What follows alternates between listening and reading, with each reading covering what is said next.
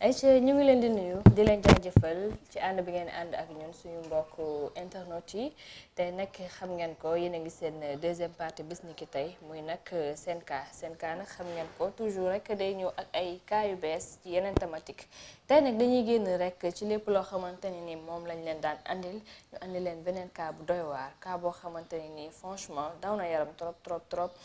plateau bi nag xam ngeen tey dama koy ànd ak ki nga xamante ne moom mooy Ramatoulaye rek ñu fas yéene rek échanger tuuti ci loo xamante ne nii seetlu nañ ko te mu daw yaram lool mais laataa may nuyu ki nga xamante ne moom mooy Ramatoulaye dama leen di bàyyi rek ngeen dem seetaan li nga xamante ne moom mooy témoignage bi ñu ñëwaat léegi ci plateau bi. ñu gis ñu am nag ay waajur yoo xam ne ku xam suñu waajur bu góor xam ne nitu daara la kilifa diina la imaam la maandu teem may na ko loo xam ne même bu dee day tibb suuf bi di ko def ci biiram keneen du ko xam du wax kenn lenn suñu waajur bu jigéen même chose noonu la demee woon ba tax na ñun dañ bokkoon ci famille bi nga xam ne moo gën a ñàkk ci àdduna waxuma sax ci Sénégal kese ci loolu la dem nañ ba man suñuy waajur di jël lii di dimb ñu bëri duñ ko xam di ko wowal ñun bu ñu yëggee di ko yëy mu ngi mel ni comme konkorong di nga ko xam kara cacacat lay def des fois sax sa bëñ xaw ci am jafe-jafe waaye dañ bokkoon ci ñi nga xam ne suñu waajur da doon taal cin ñu koy gis man ak samay rakk nag di ko xool ba nelaw fekk cin ba dara nekku ci woon waaye lu dul ndox pour muy bax waaye ñu koy xool ndax ñu mën a am yaakaar pour nelaw ñooy ñi nga xam ne sama papa dafa doon imam buñ ne imam bu tabaski jotee ñëpp xalaat nañ ne bu jiitee moo war a tër lii di xaram waaye malheureusement suñu waajur daanu tër xar ba tax na jafe-jafe yooyu dañ ko dund ak yeneen moo tax mënuñu seetaan kii di sàmmkat waaye mënuñu seetaan kii di baykat ba tax xeex bi lu ñu ci teg ci jafe-jafe ci métti dañu koy affurante parce que xam na nag ay nit lañu ci loolu ci la ñuy woon ak képp koo xam ne baykat la ak sàmmkat pour mu xam ne amuñu wuute ñun ak doomu président waaye amuñu wuute ñun ak doomu ministre carte d'identité bi moo ñu tàqale te bu voté jot dañuy voté li nit di gënee nit mu ngi ci biir yaramam simeeku sax du tax ñu gis ko kon bu kenn xeeb sa bopp.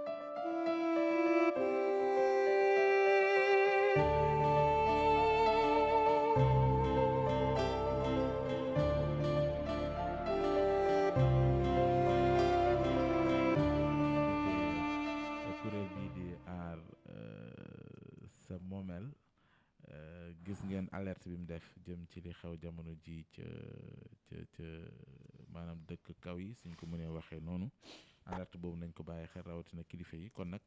mbokk yi beneen yoon lañ fi dajawaat seen beneen émission c'est politique ci Equivox TV.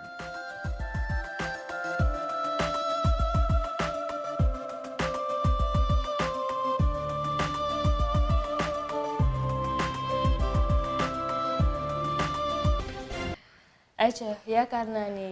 ñoo ko déggandoo mu nekk témoignage yu kooku nga xamante ni Bachir Ba nag di président aar sunu moomeel moom nag mu nekkoon invité ki nga xamante ni moom mooy Pape Ousmane ci émission boobu ñu wax c'est politique waaye laataa may gën a ñëwaat rek ci li nga xamante ni moom la ñu témoigné damay nuyu ki nga xamante ni moom mooy Ramatoulaye maa ngi lay nuyu. maa ngi lay fay Mariama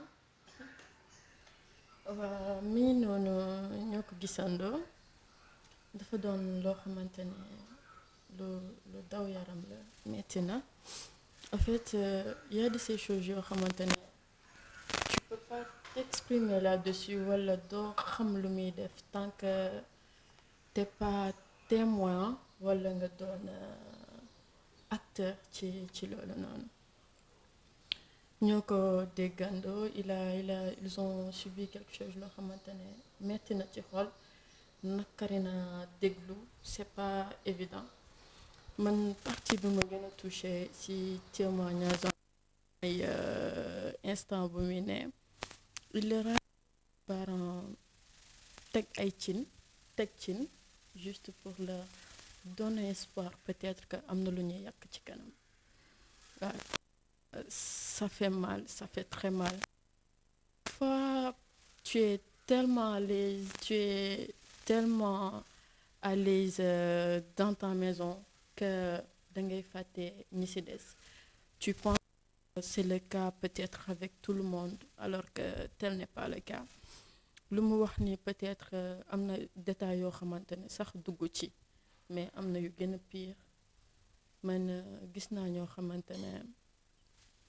pauvreté walla sonn tax na ba seen ils partagent les mêmes chambres avec leurs parents lan moo leen di séparer mooy traverse mooy benn rideau boo xamante ne yaay ji ak papa ji day tëdd de l'autre côté famille bi tëdd de l'autre côté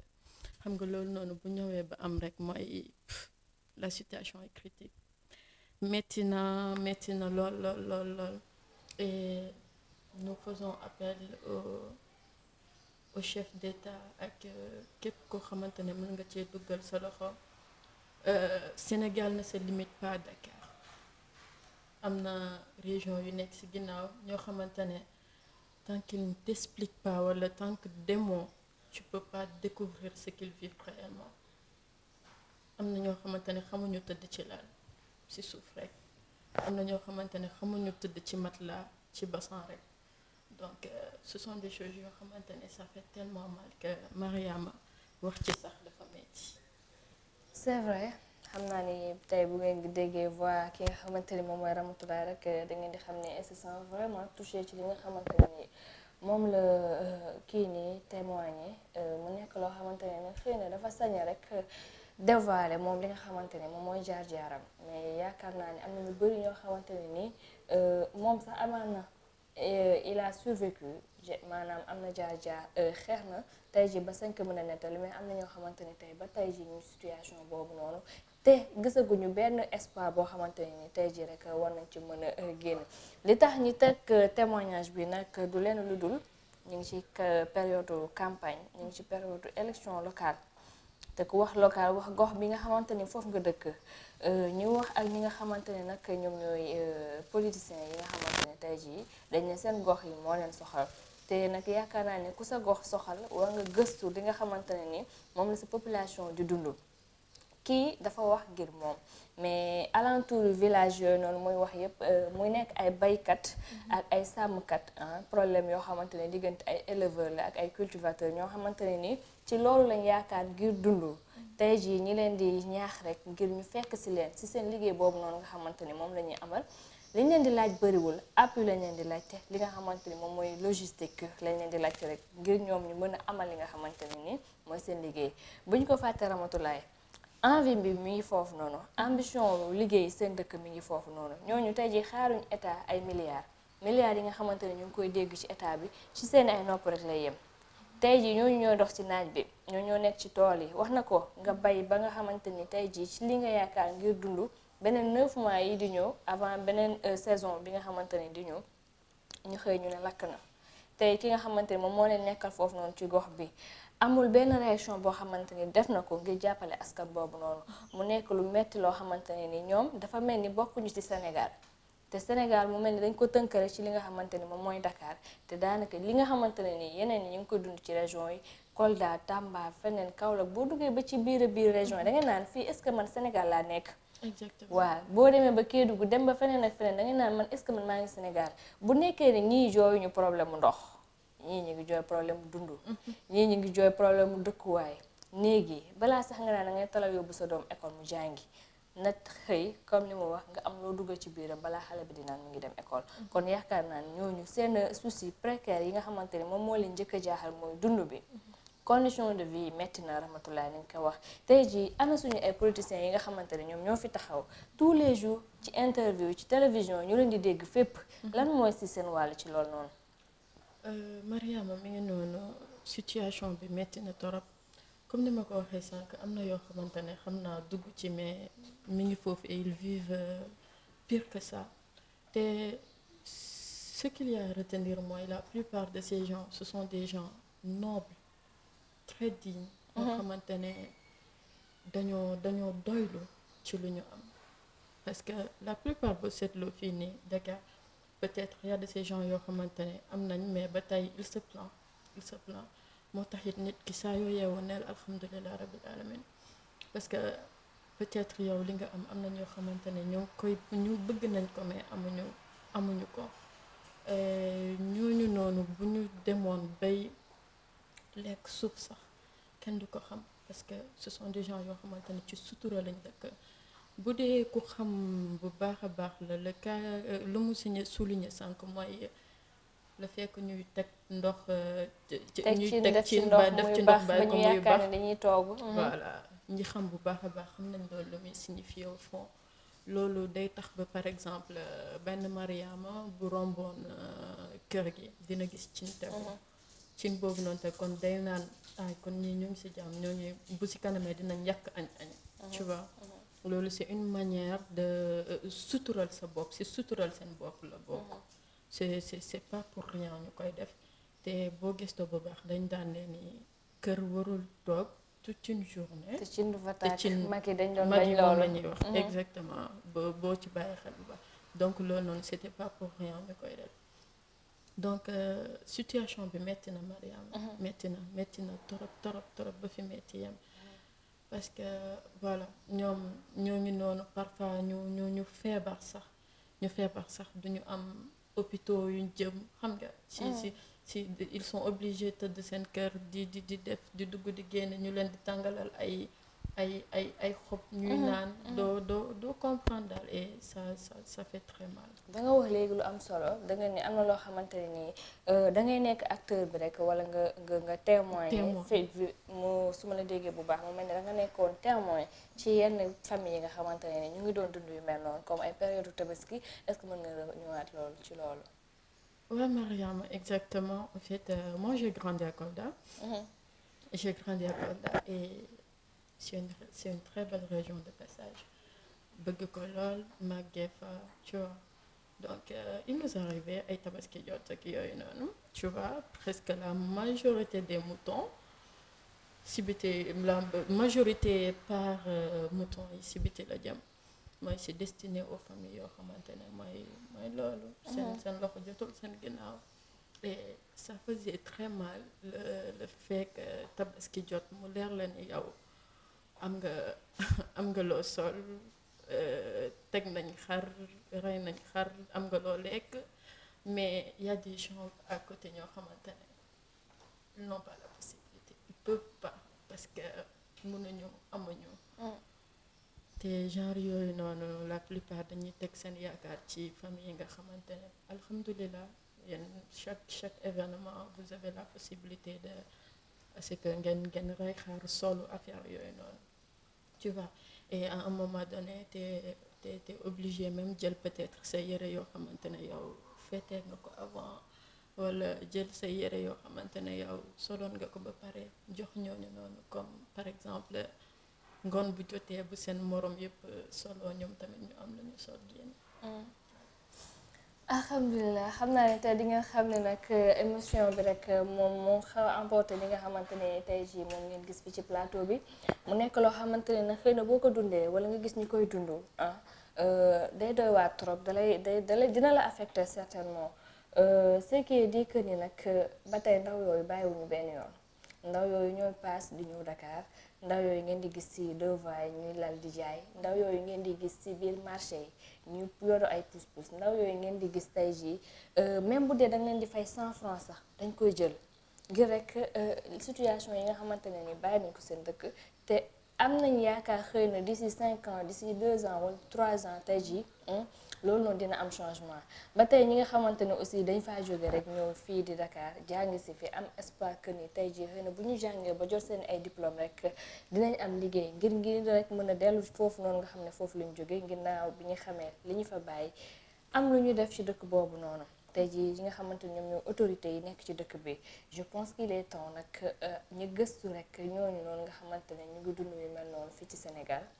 bëri nañ fi boo limee juum ndaxte région yi macha allah bu ñu duggee ci biir di nga gis loo xamante ne du daw yaram la ramatulaay parce que man période weeru koor dama koy gis ay bonne volonté yoo xamante ne nii dañuy yóbbu ay lekk ay ndogu comme on dit ay sukkaru koor ci yenn village yi mais il m'est arrivé ma gis benn vidéo boo xamante ni benn village boo xamante ne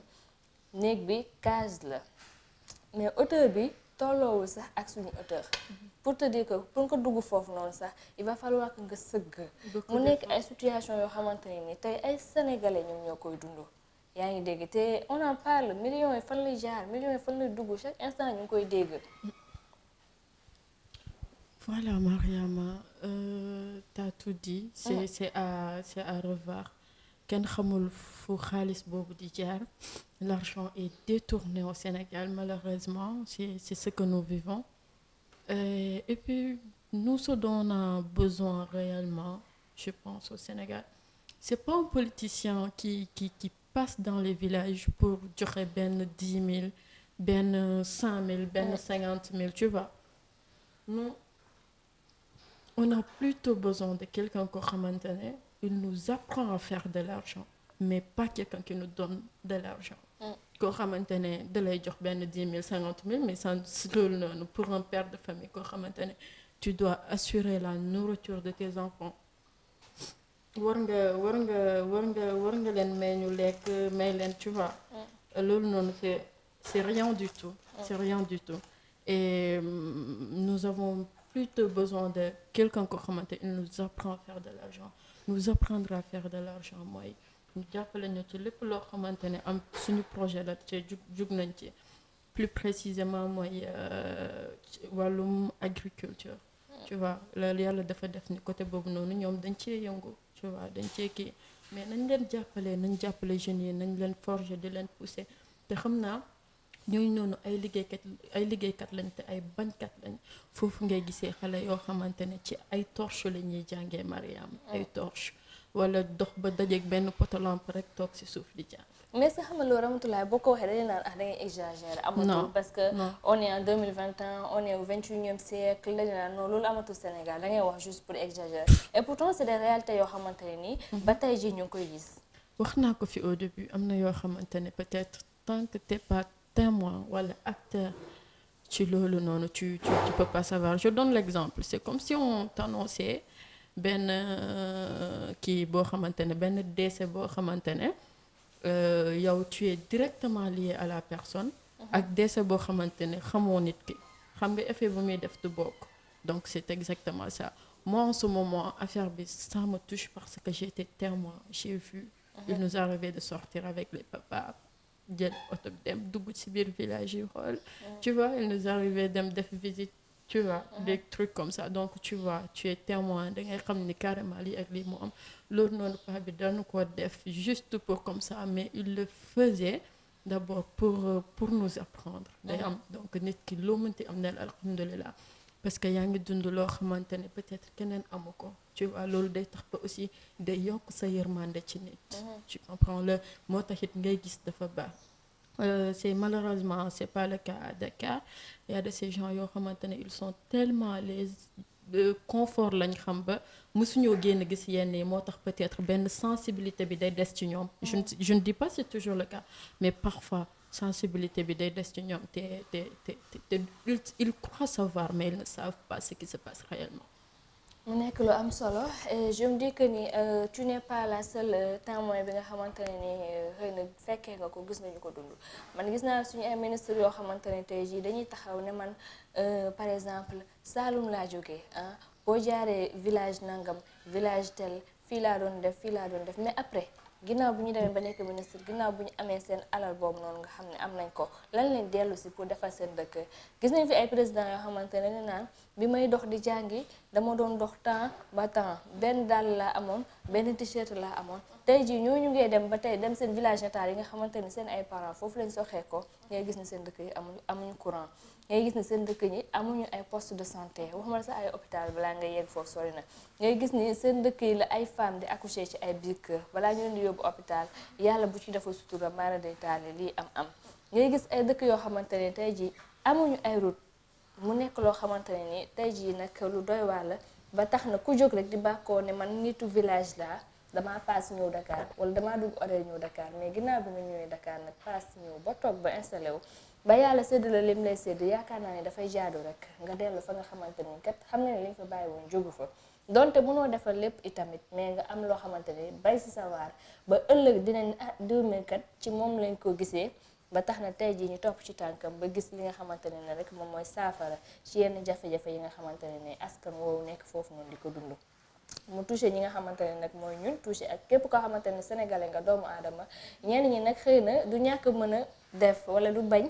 amaana dañu xamul lu xew te tey jii dafay jaadu comme lu ci mel ni plateau yu mel nii intéressé wu ci réalité yi nga xamante ne ni doomu aadama yooyu noonu nga xam ne dañu xaw a éloigné ci li nga xamante ne moom mooy Sénégal andi leen loolu nga xamante ne moom mooy seen réalité yu ñu dund tey nag gis ngeen ko seen cas moom dafa xaw a triste parce que voilà tembee ñu ko andil ba tax na rek xam naa ni waxtaan bi fii lañ koy yemale moo nag tey gisuñu ko ci plateau bi mais dinañ doon am mbégte lool mu fekk suñu ci plateau bi moom ak ki nga xamante ni moom mooy ñàmbe mais ñu ngi leen di xaar suba incha allah Ramatoulaye ma bàyyi la rek nga tàggoo ak suñu ay mbokku internet. Mariama alhamdulilah comme ni mu ko daan di waxee rek et puis di ñaan état bi ñu gëstuwaat bu baax a baax région yi nañ xool ce qui se passe à l'intérieur. Une fois de plus ils n'ont pas besoin d'argent pas ay 5 000 10 000 yoo xamante ne au bout de 5 jours mën na jeex mais nañ leen jàppale ñu am ay liggéey loo xamante ne c'est pour le long terme pas pour le court terme loolu lay ñaan et puis on vous donne rendez-vous demain. Aïcha mu ngi noonu mu nekk lu am solo loo xamante ne nag tey moom lañ andiloon seen cas nag du kaaw Dakar kese la ñuy wax kaaw Sénégal lañ leen di andil te comme ni ngeen ko jàppee cas yi du kaaw réseaux sociaux kese du kaaw buzz du kaaw bad buzz kaaw Sénégal la lépp loo xamante ne rek intéressé na Sénégalais yi kaa la pour ñun te dañ leen koy andil ànd ak ki ñi nga xamante ne ñoom ñooy équipe bu Equivox TV maa ngi leen di nuyu di leen jaajëfal di leen jox dig daje demain incha allah.